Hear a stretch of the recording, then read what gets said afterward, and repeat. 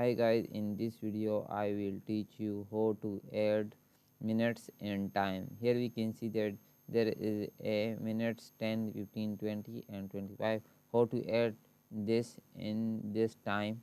So I have write a command like equal and then select this cell, the time cell.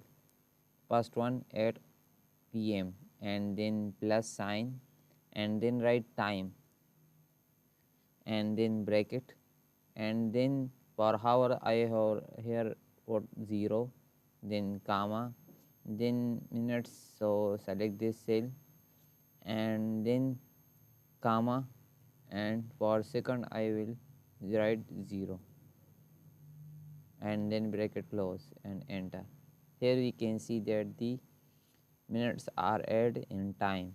So double click here to apply this formula to all cell. Here we can see that they are added 9, 15, 10, 20 and 15, 25 came. So thank you for watching this video. Please subscribe my channel.